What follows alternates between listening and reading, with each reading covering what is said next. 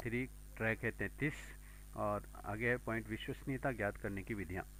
विश्वसनीयता ज्ञात करने की कई विधियाँ हैं जिनमें कि से कुछ निम्न हैं, जैसे अर्ध विक्षेद विधि। यह अत्यधिक सुविधाजनक विधि है और इसके अंतर्गत ही हर एक परीक्षण को दो भागों अ व में बांट लिया जाता है और यह विभाजन प्रश्नों की सम संख्या 2, 4, 6 तथा विषम संख्या 1, 3, 5 के आधार पर किया जाता है। इसके पश्चात ही दोनों भागों के अलग अलग अंकों का सह संबंध R निकाल लिया जाता है। इसे निम्न सूत्र से निकाला जाता है। R बराबर n ई x y minus E x E Y बटा हुआ कोष्टक में लिखेंगे बड़े में, फिर मजला कोष्टक करके N E X square minus E X square और फिर N E X square minus E N E Y square. फिर है इसके बाद में परीक्षण की विश्वसनीयता ज्ञात करने के लिए भी स्पीयरमैन ब्राउन सूत्र का भी प्रयोग करना पड़ता है, जो कि इस प्रकार है। विश्वसनीयता गुणांक बराबर हो गया 2xr बटा हुआ a1 प्लस आर। फिर है परीक्षण परीक्षण विधि। इस विधि के अंतर्गत छात्रों के किसी भी समूह पर 2 बार परीक्षण प्रशासित किया जाता है, जिससे कि प्रत्येक छात्र के लिए भी 2 अंक ज्ञात हो जाते हैं और अब परीक्षण के प्रथम प्रशासन से प्राप्त अंकों व द्वितीय प्रशासन से प्राप्त अंकों में सह संबंध गुणांक गणना कर ली जाती है। तार्किक समानता विधि। इस विधि का प्रतिपादन कूडर तथा रिचर्डसन द्वारा किया गया और इस विधि को विश्वसनीयता प्राप्त करने के लिए भी सर्वोत्तम माना जाता है और इस विधि के अनुसार ही शिक्षण के सभी प्रश्न एक दूसरे से संबंधित होते हैं, क्योंकि व्यक्तित्व एवं योग्यता को प्रभावित करने वाले तत्वों का भी मापन भी सभी प्रश्नों का उद्देश्य होता है। इस विधि में प्रश्नों के आपसी सहसंबंधों को ज्ञात करने के लिए भी निम्न सूत्र दिया गया है। R बराबर एन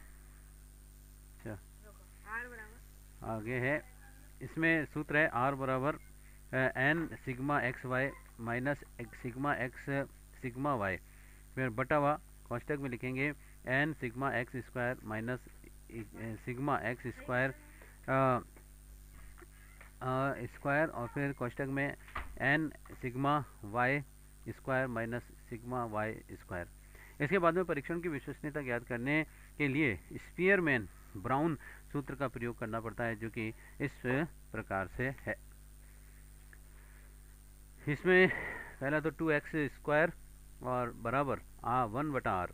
परीक्षण पुनर्परीक्षण विधि। इस विधि के अंतर्गत छात्रों के किसी भी समूह पर 2 बार परीक्षण प्रशासित किया जाता है, जिससे कि प्रत्येक छात्र के 2 अंक ज्ञात हो जाते हैं और अब परीक्षण के प्रथम प्रशासन से प्राप्त अंकों व द्वितीय प्रशासन से प्राप्त अंकों में सह संबंध भी गुणांक गणना कर ली जाती है। फिर है तर्कयुक्त समानता विधि। इस विधि का प्रतिपादन क्रूडर तथा रिचर्डसन द्वारा किया गया था और इस विधि को भी विश्वसनीयता ज्ञात करने के लिए भी सर्वोत्तम माना जाता है और इस विधि के अनुसार ही शिक्षण के सभी प्रश्न एक विश्वसनीयता ज्ञात करने के लिए सर्वोत्तम माना जाता है। इस विधि के अनुसार ही शिक्षण के सभी प्रश्न एक दूसरे से संबंधित होते हैं, क्योंकि व्यक्तित्व एवं योग्यता को प्रभावित करने वाले तत्वों को मापन भी सभी प्रश्नों का उद्देश्य होता है। इस विधि में प्रश्नों के आपसी सहसंबंधों को ज्ञात करने के लिए निम्न सूत्र दिया गया है। R बराबर बड़ा कोष्टक n बटा n प्लस 1, फिर नेक्स्ट बड़ा कोष्टक theta square minus sigma P Q बटा हुआ क्यू स्क्वायर। फिर है इसमें R बराबर तो परीक्षण का विश्वसनीयता गुणांक और Q थीटा बराबर प्रमापक विचलना और Q से मतलब गलत उत्तर देने वाले छात्रों का अनुपात है। N बराबर होता है परीक्षण में प्रश्नों की संख्या और P होता है सही उत्तर देने वाले छात्रों का अनुपात। तो समानांतर परीक्षा विधि। इस विधि के द्वारा भी विश्वसनीयता ज्ञात करने हेतु 2 समानांतर परीक्षणों का भी निर्माण किया जाता है, जिसमें कि प्रश्नों का अधिक कठिनाई स्तर व विभेदन क्षमता समान रखी जाती है। एक परीक्षण के बाद में दूसरे परीक्षण को प्रशासित किया जाता है और इनकी जांच द्वारा प्राप्त गुणांकों का सहसंबंध ज्ञात करके विश्वसनीयता ज्ञात की जाती है। वह परीक्षण की विश्वसनीयता को प्रभावित करने वाले कारक हैं। किसी भी परीक्षण की विश्वसनीयता को कई कारक प्रभावित करते हैं, जो कि निम्न है। जैसे पहले परीक्षण के प्रशासन का समय, दूसरा परीक्षार्थियों की शारीरिक स्थिति, तीसरा है साथी प्रश्नों की संख्या अधिक हो तो विश्वसनीयता अधिक होती है और चौथा विजातीय प्रश्नों की संख्या अधिक हो तो विश्वसनीयता कम हो जाती है और पांचवा विद्यार्थियों के भविष्य को प्रभावित करने वाले प्रश्न दिए जाते हैं पर विद्यार्थी पूरी लगन से परीक्षा नहीं देते और फिर जिससे कि विश्वसनीयता प्रभावित होती है। छठा है, परीक्षण जितना लंबा होता है, विश्वसनीयता उतनी ही अधिक होती है। वैधता। वैधता का अर्थ है वैध होने की योग्यता। उपलब्धि परीक्षण जिस उद्देश्य को ध्यान में रख करके बनाया जाता है उसे पूरा करें तो परीक्षण वैध होता है, और उपलब्धि परीक्षण की वैधता को आधार पत्र नील पत्र से ज्ञात किया जाता है। उपलब्धि परीक्षण की वैधता को प्रभावित करने वाले कारक हैं। उपलब्धि परीक्षण की वैधता को निम्न कारक प्रभावित करते हैं। पहले तो परीक्षण के अस्पष्ट निर्देश, और दूसरा परीक्षार्थियों की शारीरिक स्थिति और थकान आदि। फिर इस प्रकार से वैधता व विश्वसनीयता की जांच करने के पश्चात ही चयनित प्रश्नों के अंकन की प्रक्रिया विधि को स्पष्ट रूप से भी लिखा जाता है, तथा साथ ही ये भी स्पष्ट किया जाता है कि परीक्षण के प्राप्तांकों के बारे में निर्णय कैसे लिया जाए, और इस प्रकार से उपरोक्त परीक्षा क्रियाओं के संपादन के फलस्वरूप प्रमापीकृत उपलब्धि परीक्षण का निर्माण होता है। पहले प्रमापीकृत तथा अप्रमापीकृत परीक्षणों में अंतर है। क्रम संख्या प्रमापीकृत परीक्षण और अप्रमापीकृत परीक्षण। पहला, प्रमापीकृत, इसका क्षेत्र संपूर्ण राज्य या फिर देश के तक विस्तृत होता है, और जबकि अप्रमापीकृत परीक्षण इसका क्षेत्र कक्षा विशेष तक ही सीमित होता है। दूसरा, प्रमापीकृत में इसका प्रयोग असीमित होता है, जबकि अप्रमापित में इसका प्रयोग सीमित होता है। तीसरा, प्रमापीकृत में इस समूह या फिर व्यक्तियों के ज्ञानोपार्जन की तुलना करने के लिए उपयोगी होती है, जबकि प्रमापित में शिक्षा की विशिष्ट इकाई द्वारा कर छात्र द्वारा उपार्जन के बारे में जानने के लिए उपयोगी होते हैं। फिर चौथा, अधिक विश्वसनीय तथा वैध होते हैं, जबकि इसके अंदर कम विश्वसनीय तथा वैध होते हैं।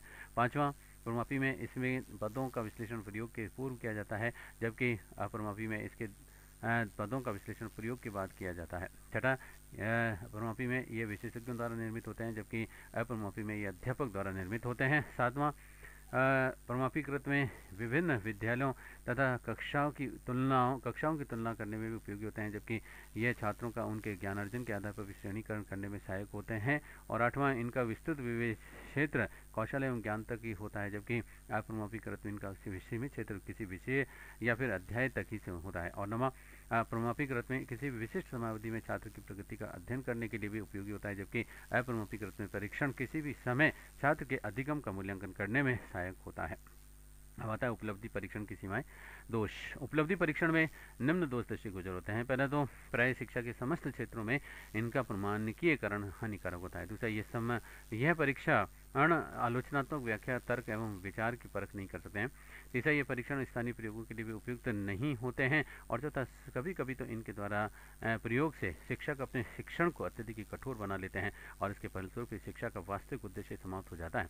पांचवा, इन परीक्षणों में प्राय समरूप परीक्षणों का भी अभाव होता है। और छठा, बहुत से उपलब्धि परीक्षणों की केवल तथ्यों की जानकारी देते हैं, न कि शिक्षार्थी को उनकी योग्यताओं को सही तरीके से प्रयोग में लाने की। और सातवां, ये परीक्षण सीखने की कुछ क्रियाओं को भी अधिक महत्व देते हैं, तथा अन्य कोई भी ध्यान नहीं दिया जाता है। फिर सातवां, उपलब्धि परीक्षण एक छात्र के सही ज्ञान एवं परीक्षण को प्रकट करने में असमर्थ होते हैं। और नौवां, उपलब्धि परीक्षण में सृजनात्मकता व मौलिकता को कोई महत्व नहीं दिया जाता है। और दसवां, भाषा के उपलब्धि परीक्षण अपने विस्तार एवं प्रयोग में सीमित तथा संकुचित होते हैं। और नेक्स्ट है अब टॉपिक क्रियात्मक अनुसंधान। विद्यालयों की कार्यप्रणाली में सुधार एवं परिवर्तन लाने के लिए भी एक महत्वपूर्ण विधि है, और इसके अंतर्गत ही शिक्षक अपने शिक्षण की समस्याओं एवं प्रधानाचार्य अपने विद्यालयों की समस्याओं के वैज्ञानिक अध्ययन में उनमें सुधार एवं परिवर्तन लाते हैं। और क्रियात्मक अनुसंधान की प्रक्रिया समस्या केंद्रित होती है। इनका उद्देश्य न तो शोध प्रबंधन लिखाना होता है और न ही किसी प्रकार की उपाधि प्राप्त करना होता है, और इसका उद्देश्य कार्य यानी क्षेत्र, कक्षा, कार्य प्रणाली से संबंधित समस्या का कारण जानकर के समाधान करना होता है। फिर क्रियात्मक अनुसंधान की उत्पत्ति। इस सिद्धांत की प्रमुख धारणा यह है कि व्यवस्था के कार्यकर्ता में कार्यकुशलता के साथ साथ ही समस्या समाधान की क्षमता भी होती है, और उस कार्यकर्ता के स्वयं अपने कुछ मूल्य एवं सिद्धांत होते हैं, और प्रत्येक कार्यकर्ता को उसके कार्यप्रणाली की समस्याओं के समाधान का अवसर भी देना चाहिए। वास्तव में तो इस प्रत्यय की उत्पत्ति स्रोत आधुनिक मानव व्यवस्था सिद्धांत, मॉडर्न ह्यूमन ऑर्गेनाइजेशन थ्योरी ही है, और ये व्यवस्था सिद्धांत कार्य एवं संबंध, टास्क एंड रिलेशनशिप केंद्रित हो रहता है, और किसी भी व्यवस्था का उचित संचालन उसके सदस्यों द्वारा ही किया जाता है, और इसलिए भी संचालन के समय अनेक प्रकार की समस्याओं भी उनके समझ आती है, और उन समस्याओं की गहनता एवं बारीकियों की जानकारी भी उन्हें पूर्ण स्वतंत्रता होनी चाहिए, ताकि वे उनका समाधान करते हुए अपने कार्य कौशल का भी विकास कर सकें। और इस प्रकार से क्रियात्मक अनुसंधान प्रजातंत्र गुण युग की देन है, और यह संप्रदाय सामाजिक मनोविज्ञान की देन है। कर्ट लेविल ने इसका उल्लेख किया है, और उनके अनुसार व्यक्ति का अपना ही लक्ष्य होता है और इस लक्ष्य की प्राप्ति में अनेक बाधाएं भी होती हैं और यह उस व्यक्ति की योग्यता पर निर्भर करता है कि उन बाधाओं को कैसे दूर कर अपने लक्ष्य को प्राप्त करें। और व्यक्ति की समझ और क्रियाएं भी लक्ष्य से ही नियंत्रित होती हैं और यही स्थिति अभ्यासकर्ता की होती है। शिक्षा के क्षेत्रों में क्रियात्मक अनुसंधान का विकास भी 1926 में माना जाता है। सर्वप्रथम तो बंकिंघम ने अपनी पुस्तक रिसर्च फॉर टीचर्स में इसका उल्लेख किया है और हालांकि शिक्षा के क्षेत्र में सर्वप्रथम इसका उपयोग स्टीफन एम कोरी ने किया था। पहले क्रियात्मक अनुसंधान की परिभाषा स्टीफन एवं कोरी अभ्यासकर्ता अपनी समस्याओं का वैज्ञानिक ढंग से अध्ययन करता है जिसमें कि सही कार्य को दिशा मिल सके और निर्णयों का मूल्यांकन कर सके। स्टीफन एवं कोरी के अनुसार क्रियात्मक अनुसंधान वह प्रक्रिया है जिसमें कि समस्याओं का अभ्यासकर्ता द्वारा वैज्ञानिक ढंग से अध्ययन कर उसमें सुधार के लिए भी निर्णय लेना। फिर है मैकथ्रेट क्रियात्मक अनुसंधान व्यवस्थित खोज की क्रिया है और जिसका उद्देश्य व्यक्ति या फिर समूह क्रियाओं में रचनात्मक सुधार तथा विकास करना लाना है। उपरोक्त परिभाषाओं के आधार पर भी क्रियात्मक अनुसंधान की निम्न विशेषताएं उभर रही हैं। पहला तो है कि यह अनुसंधान शिक्षा की व्यवहारिक समस्याओं का अध्ययन करता है। दूसरा, इसमें तत्कालीन समस्याओं का वैज्ञानिक ढंग से व्यवहारिक समाधान निकालने का प्रयास किया जाता है। तीसरा है अभ्यासकर्ता को केवल अपनी समस्याओं का ही अध्ययन करना होता है। और चौथा, इस अनुसंधान का मुख्य उद्देश्य तत्कालीन समस्याओं का समाधान कार्य प्रणाली में सुधार है। और पांचवा, व्यक्तिगत एवं सामूहिक समस्याओं का अध्ययन क्रियात्मक अनुसंधान में किया जाता है। और छठा, क्रियात्मक अनुसंधान द्वारा ज्ञान के क्षेत्र में कोई भी नया योगदान नहीं दिया जाता है। फिर क्रियात्मक अनुसंधान के उद्देश्य हैं इसमें विद्यार्थी की कार्य प्रणाली में भी सुधार तथा विकास करना। दूसरा, विद्यालय के शिक्षक प्रधानाचार्य प्रबंधक और वैज्ञानिक दृष्टिकोणों का भी विकास करना ताकि वे अपनी समस्याओं का समाधान कर सकें। तीसरा, विद्यालय के कार्यकर्ताओं की कार्यकुशलता में वृद्धि करना। और चौथा, शैक्षिक प्रशासकों तथा प्रबंधकों को विद्यालय की कार्य प्रणाली के सुधार तथा परिवर्तन के लिए सुझाव देना। और पांचवा, विद्यालय की कार्य प्रणाली को भी इस प्रकार से प्रभावशाली बनाया जाए ताकि छात्रों को अधिगम के लिए स्वस्थ वातावरण मिल सके। छठा, विद्यालय में व्याप्त परंपरागत रूढ़िवादिता एवं यांत्रिक वातावरण को समाप्त करना। और सातवां, छात्रों के आकांक्षा स्तर पर निष्पत्ति स्तर को ऊंचा उठाना। क्रियात्मक अनुसंधान की आवश्यकता। क्रियात्मक अनुसंधान का प्रयोग भी विद्यालय के निम्न क्षेत्रों में किया जा सकता है। पहले तो कक्षा शिक्षण में प्रयोग में लाई जाने वाली शिक्षण विधियां और प्रवृत्तियों में सुधार एवं परिवर्तन करना। फिर दूसरा, विद्यार्थियों में अध्ययन के प्रति रुचि और अभिवृत्ति एवं मूल्यों का विकास करना। तीसरा, विद्यालय तथा कक्षा कक्ष में अनुशासन एवं आचार संहिता के उल्लंघन से संबंधित समस्याओं के समाधान में प्रयुक्त करना। और चौथा, विभिन्न विषयों में दिए जाने वाले गृह कार्य को रुचिकर बनाने का भी प्रयास करना ताकि छात्र गृह कार्य सदैव ही पूर्ण करके लावे। और पांचवा है कि भाषा शिक्षण में वर्तनी तथा उच्चारण संबंधी त्रुटियों में भी सुधार करने के लिए इसका प्रयोग किया जाता है। और छठा, विद्यालय तथा कक्षा में अनुपस्थित रहने वाले तथा विद्यालय में विलंब से आने वाले विद्यार्थियों की समस्याओं के समाधान के लिए। और सातवां है कक्षा शिक्षण में छात्रों का सक्रिय योगदान बढ़ाने के लिए। और फिर है नवा कुछ समायोजन छात्रों की व्यक्तिगत समस्याएं एवं विद्यालय के संबंधित समस्याओं के समाधान के लिए। और दसवां, विद्यालय के संगठन एवं प्रशासन संबंधी समस्याओं के समाधान हेतु। अनुसंधानकर्ता की विशेषताएं हैं। क्रियात्मक अनुसंधान का कार्य करने वालों में निम्न विशेषताओं का होना भी जरूरी है। पहला तो चूंकि अनुसंधान का कर्ता अपने कार्य क्षेत्र का ही अध्ययन करता है अतः उसे अपने कार्यों एवं गतिविधियों के बारे में पूर्ण जानकारी होनी चाहिए।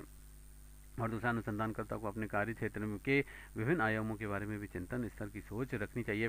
तीसरा, वह अपने कार्य के प्रति भी संवेदनशील होवे और क्योंकि संवेदनशील व्यक्ति ही समस्या को अनुभव कर सकता है और अधिकांश शिक्षक अपने कार्य के प्रति भी संवेदनशील नहीं है अतः उन्हें समस्या दिखाई नहीं पड़ती है। और फिर चौथा, अनुसंधानकर्ता में रचनात्मकता होनी चाहिए ताकि वो अपनी समस्या के समाधान के लिए भी क्रियात्मक परिकल्पनाओं का निर्माण आसानी से कर सके।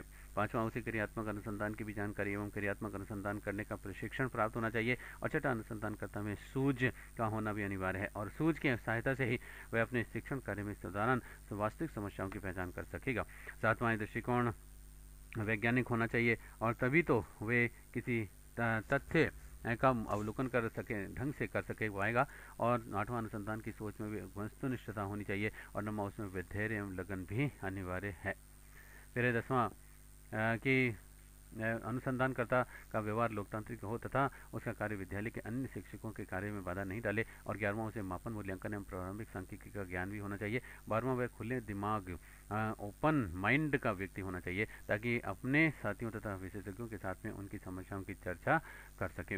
और 13वां है, उसे अपने क्रियात्मक अनुसंधान की योजना ऐसी बनानी चाहिए कि जो कि समय एवं श्रम एवं धन की दृष्टि से मितव्ययी हो।